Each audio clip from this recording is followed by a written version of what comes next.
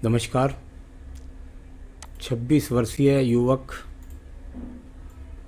जिनकी हस्तरेखाओं को मैं यहाँ पर देखने जा रहा हूँ, किस किस प्रकार की गतिविधियाँ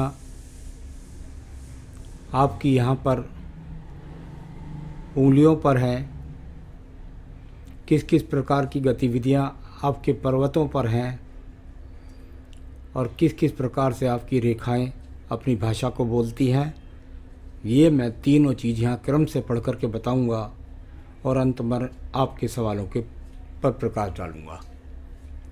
सबसे पहले बात कर लेते हैं सबसे छोटी उंगली कनिष्ठा उंगली के बारे में। कनिष्ठा उंगली जब सूर्य की उंगली के प्रथम पर्व से छोटी हो जाए, यानी थोड़ा बहुत भी अगर छोटी रहती है, तो यह आपके जीवन के अंदर संघर्ष अवश्य कराती है। यानी अगर कहें तो बहुत आसानी से नहीं मिलता सब कुछ, और यदि इसके सटीकता के साथ ये बराबर पहुंच रही है तो ये बुद्धिमानी की श्रेष्ठता के लिए भी जानी जाती है।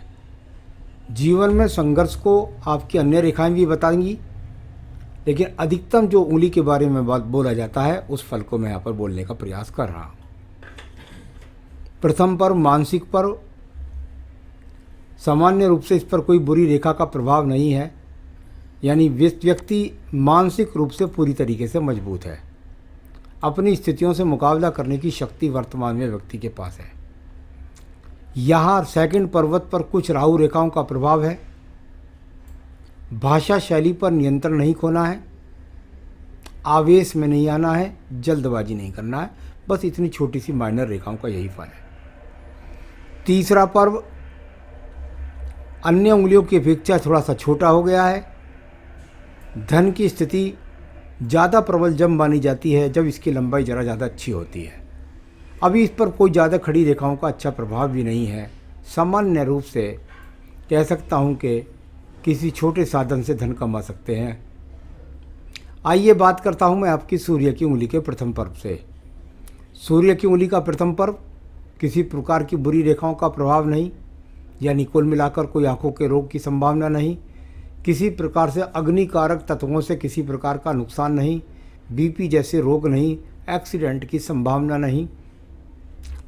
सेकंड पर्वत पर माइनस रेखाएं काफ़ी दिखाई देती हैं। राहु रेखाओं का यहाँ पर इतना सारा जमा बड़ा, इतनी सारी माइनस रेखाएं हल्के हल्के रूप में दिखाई देती हैं। अगर ये गहरे रूप से हो जाएंगी तो बिल्कुल ही राज्य सरकार से लाभ नहीं मिलेगा। अभी तो मैं इन्हें छोटी अड़चन के रूप में कह सकता हूँ कि राज्य सरकार के लिए जो व्यक्ति प्रयास कर रहा है उसमें ये अड़चन रूपी रेखाएं अभी आपके हाथ के अंदर मौजूद हैं। तीसरा पर्व कहलाता है व्यक्ति का यहाँ पर कुल मिलाकर के पिता से सपोर्ट के लिए। सपोर्ट की जहाँ तक बात है वो तो कुल मिलाकर ठीक है, परंतु कुछ शनि और सूर्य की उंगली के बीच में यदि अलगाव हो जाता है तो आने वाले समय में संभावना बन जाती है कि व्यक्ति में बुढ़ापे में माँ बाप की सेवा इसलिए नहीं कर पाएगा कि उनसे वो दूर होगा या कारण कुछ भी हो। आइए बात करता हूँ मैं शनि की उंगली के प्रथम पर्व से। यहाँ से किसी भी प्रकार का कोई ऐसा दिखाई नहीं देता कि आपको कोई स्थायी रोग शरीर के अंदर है। जो भी रोग आपके चल रहे हैं वो बहुत कभी कभी दशाओं के अनुकूल हो जाते हैं, कभी कभी खान पान और कभी कभी सही मेडिसिन ना होना। अभी मैं स्थायी रूप में उनको यहाँ पर कोई चिन्ह नहीं देखता। सेकंड पर्वत की स्थितियों पर कोई भी कर्ज में डूबने का योग नहीं, किसी भी प्रकार से धन के डूबने का योग भी नहीं है। तीसरे पर्व की अगर बात करता हूँ तो व्यक्ति के तीसरा पर्व बताता है, व्यक्ति की पूजा पाठ के लिए भी देख लेते हैं थोड़ा सा यहाँ से। और कुल मिलाकर शनि का ये आर्थिक पर्व है निचला, जो पारिवारिक जिम्मेदारियों को निभाने के लिए जाना जाता है। कुल मिलाकर अभी अपने परिवार के साथ में संगठन रूप में चल रहे हैं। आइए बृहस्पति की उंगली के प्रथम पर्व के बारे में बात कर लेते हैं। शुगर, कोलेस्ट्रॉल, लीवर, किडनी, इनके रोग यहाँ पर कुछ नहीं दिखाई देता।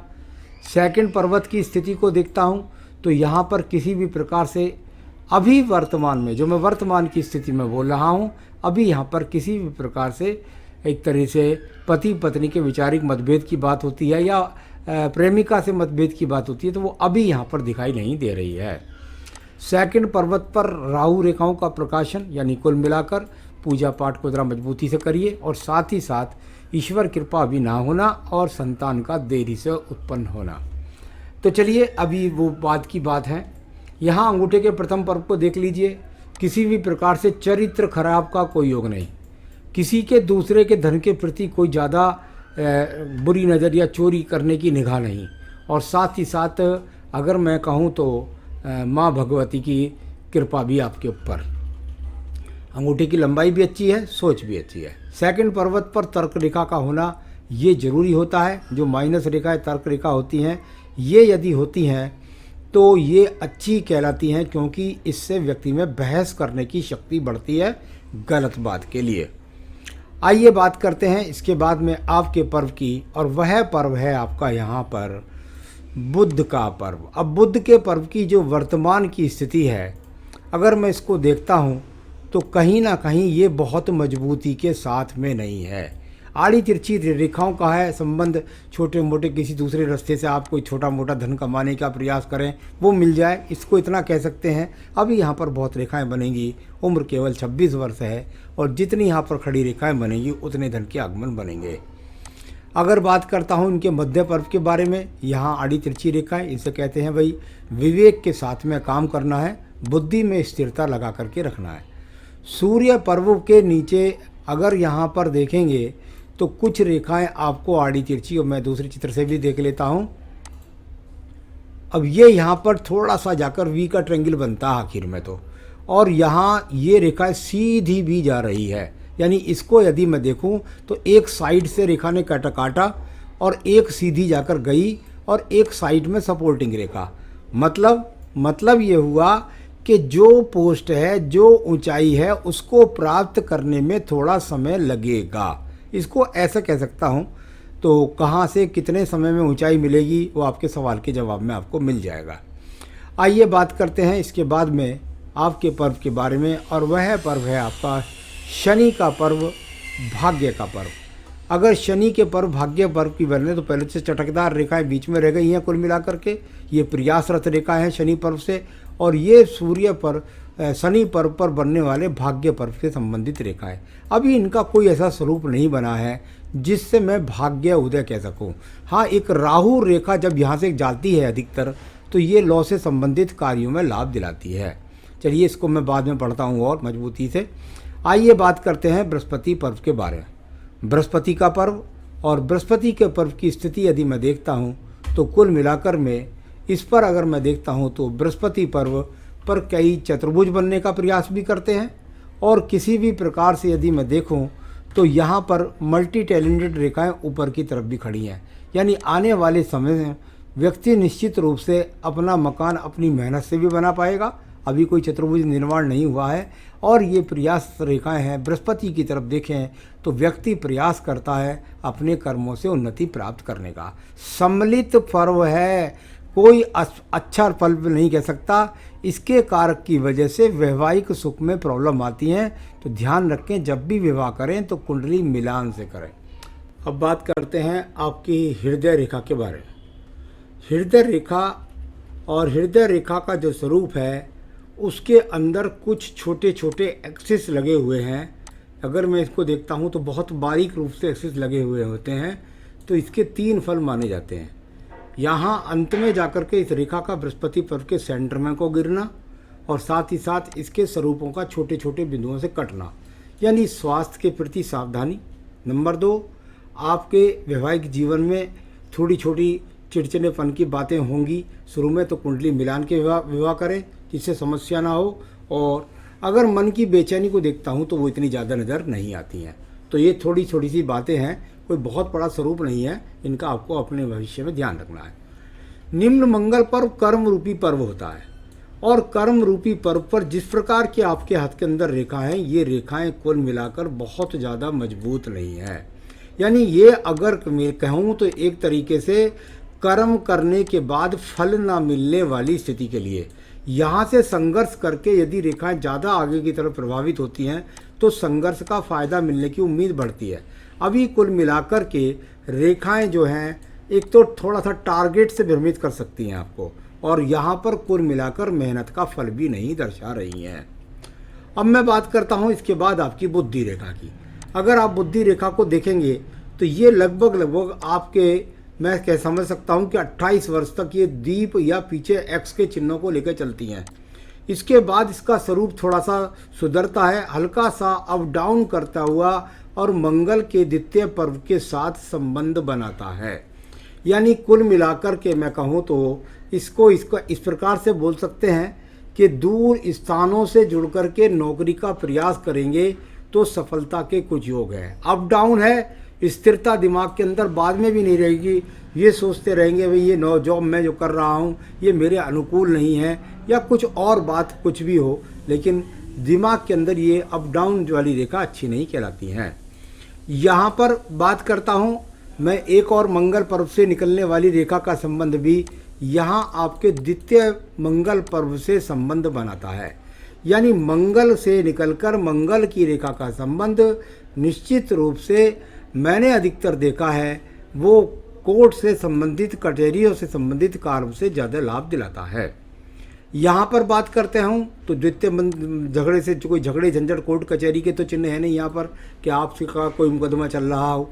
नीचे के चंद्र पर्वत की स्थितियों पर बहुत रेखाएं यहाँ पर अभी एक तरीके से प्रचारित रेखाएं हैं, प्रसारित रेखाएं हैं, और इनसे आप प्रयास कर रहे हैं कि कैसे दूर से संबंध बने, कैसे मैं लाभ उठा सकूं। लेकिन ये अपने आप में प्रयासरत रेखाएं लगातार लगी हुई हैं और व्यक्ति को प्रयास में सफलता अभी नहीं मिल रही है, तो मन चंचल है, बेचैन है, उसमें कुछ परेशानी है।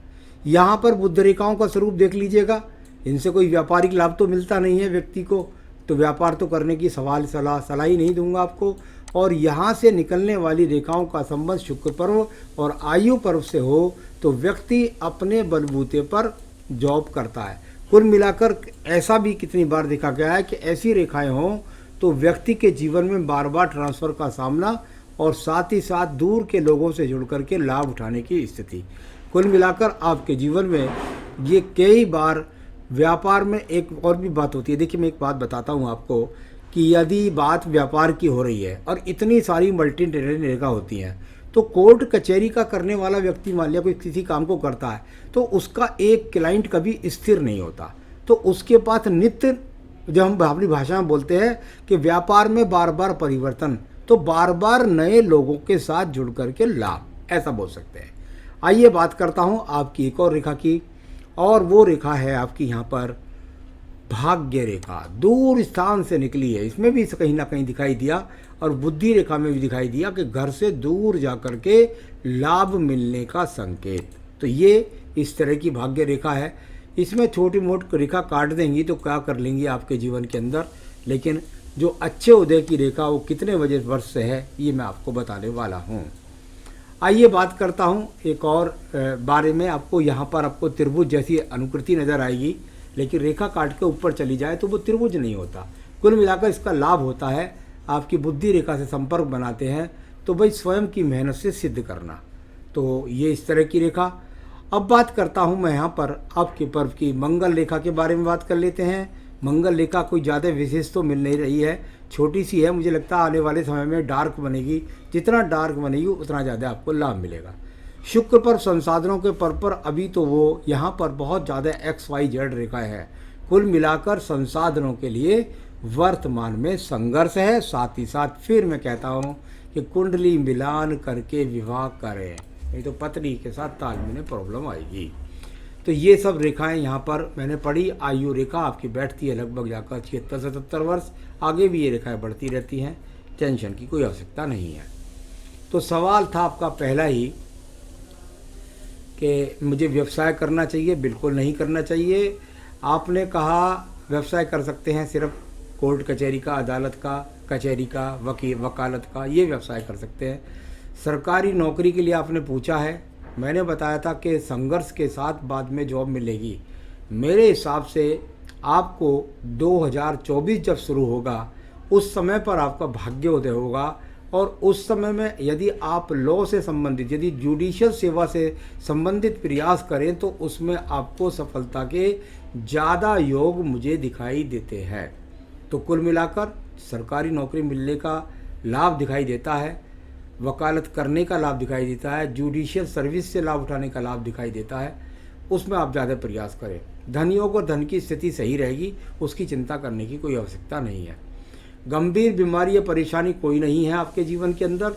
जो ये वर्तमान में रोग है, इनके लिए एक छोटा मोटा रतन और उपाय बता दूंगा, उससे ये ठीक होगा। आगे आगे इसकी बिल्कुल आपके पास निश्चित रूप से, क्योंकि जब परमानेंट हाथ के अंदर बीमारी नहीं दिखाई देती तो कोई ना कोई आपको व्यक्ति ऐसा मिल जाएगा, डॉक्टर से मिल जाएगा, जो बता देगा कि इस क्रियाक्रम से कर रहेंगे तो आपके जीवन के रोग नहीं आएंगे। तो मुझे कोई गंभीर बीमारी का योग दिखाई नहीं देता।